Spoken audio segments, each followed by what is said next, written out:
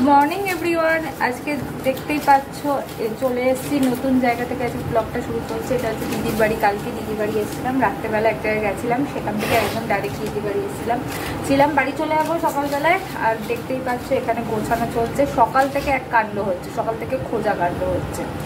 চলো আজকে ব্লগটাকে এখান থেকে একটু শুরু করছি। সকাল থেকে মনটা একটু খারাপ। সকালবেলা উঠে ফর্ম ফিল আপ করতে বসলাম। আমি আর ফর্ম ফিল আপ করছিলাম, ফ্ল্যাট বেরিয়েছে। আর ক্যালকাটা সিভিল কোর্টে ফ্ল্যাগ বেরিয়েছিল, ওটা ফিল আপ করছিলাম। কালকেই লাস্ট ডেট, তাই আজকে এবারে ফিল আপ করতে বসেছে, সব হয়েছে। তারপর অ্যাডমিট কার্ড দিতে গিয়েই দেখি মাধ্যমিকের অ্যাডমিট কার্ড খুঁজে পাচ্ছি না। ব্যাস ওই হতে তারপর একটা বার্থ সার্টিফিকেট দিয়ে কোনো রকম দিলাম। ওটা ভাবলাম দেখি খুঁজি, বাড়ি যাই, বাড়ি গিয়ে খুঁজি। আবার তাই করতে পেমেন্ট করতে গেল। রিক বললো তারা আমার কাছ থেকে পেমেন্ট করছি। ওর তারপর এটিএম কার্ড খুঁজে পাচ্ছে না। এই এটিএম কার্ড খুঁজতে গিয়ে এই কাণ্ড হয়েছে। বলে না, আজকে দিনটাই শুরু হয়েছে খোঁজাখুঁজি দিয়ে, সব হারিয়ে যাচ্ছে। সকালে যে কার মুখ দেখে উঠেছিলাম কে জানে, সকালটাই শুরু হলো হারিয়ে যাওয়া, এটা হারাচ্ছে ওটা হারাচ্ছে। আর এই খুঁজতে এই হচ্ছে। রিকেরটা পাওয়া গেছে, রিকের এটা ওর বইয়ের তাকটা খুঁজতে গিয়ে পাওয়া গেছে। এই যে এই বইয়ের তাকটা খুঁজতে এই ড্রয়ারটার মধ্যেই ছিল। আর যখন খুঁজতে দিতে বলে তাহলে একটু পরিষ্কার করে দে, তাই এটা এখন পরিষ্কার করছিলাম। রিকার ওর এতটাই অ্যালার্জি, নাকে ও রুমাল পাইনি, গেঞ্জিটাকেই নাকে বেঁধে নিয়েছিল। চলো এগুলো ঝটপট পরিষ্কার করে নিই। আর আমারটা কী করি কে জানে, আমারটা খুঁজে পাই। আমারটা আবার বাড়ি গিয়ে খুঁজতে হবে, না পেলে ব্যাস ওই একটা চাপা টেনশনে কাজ করছে। দেখা যাক এখন বেশি টেনশন করতে দেখে যাই হোক। ওটা তো একটা দরকার বর্তমান না। আমি দেখি এখানে খানিকটা বার হয়েছে, এগুলো সব ফেলে দেওয়ার মতো। দিদি বলে এগুলো তো সব রেখে দে, ওদের ওখানে নোংরা যে নিতে আসে তাদেরকে দিয়ে দেবে। এই ঝটপট এগুলো একটু পরিষ্কার করে দিয়ে দিদি টিফিন না খেয়ে পাঠবে না, তা টিফিন খেয়ে বেরিয়ে পড়বো। সব ফেলে দেবো। আর এখানে এটা গোছানো হয়ে গেছে। এবার ঝটপট আমি রেডি হয়ে চলে যাবো।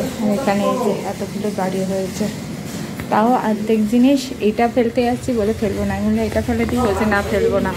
তারপর এখানে দেখো কত ছোটোবেলার বক্স আছে বলে এগুলো ফেলে দিই, বলছে না ফেলবি না, রেখে দে, এগুলো কিন্তু ইউজও করবে না। এই যেরকম গুছিয়ে গেলাম সারা বছর এখানে থাকবে, এখানেই দুব্বো ঘাস জল মারবে, কিন্তু এগুলো ফেলবে না, সব এখানেই রেখে দিচ্ছে। এই হয়েছে। এখানে দিদি ব্রেকফাস্টের লুচি আর ছোলার ডাল ব্রেকফাস্টের জন্য করেছে আজকে। তো খেয়ে রেডি হয়ে দিদি এখন আমার এখানে গ্লুকন্ডির জল করে দিল। এটা খেয়ে অলরেডি আমি রেডি হয়ে গেছে, মানে জামাটা করে নিয়েছে। আর এখানে এটা খেয়েই হাঁটা মারবো বললাম না বলে দিদি আবার একটা হাতে ঝোলা ধরিয়ে দিয়েছে। এসে এখনো জামা কাপড়ে চেঞ্জ করিনি, দেখতে পাচ্ছি ওই পরেই বসে আছি।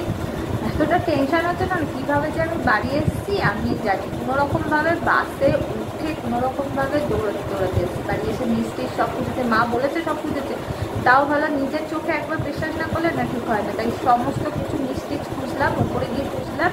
আরে প্রিন্ট আউটের মধ্যে ঢুকিয়ে রেখেছিলাম, সেদিনকে প্রিন্ট আউটটা কালি পড়ছিল না, এবার সেটা আমি চেষ্টা করছিলাম, এক্সপেরিমেন্ট করছিলাম যে কালি হচ্ছে। দিদি এখানে একটু মার জন্য আবার লুচি আর ছোলার ডাল পাঠিয়েছিল, আর মা সেই নিয়ে বসে পড়েছে খেতে।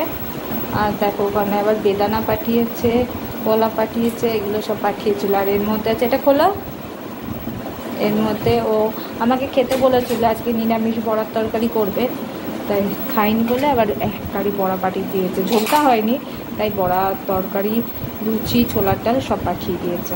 এখানে খেতে বসে পড়লাম। আজকে মা রান্না করেছে নিরামিষে, তো খাবো আমি, তাই ভেন্ডি আলু ভাজা, উচ্ছে ভাজা, ভেন্ডি আলু উচ্ছে ভাজা। আর এখানে আছে আলু পটল কুমড়ো দিয়ে একটা তরকারি করেছিল। আর দিদি বড়া দিচ্ছিলো, ওই বড়াগুলো মা ঝোলে দিয়ে দিয়েছে।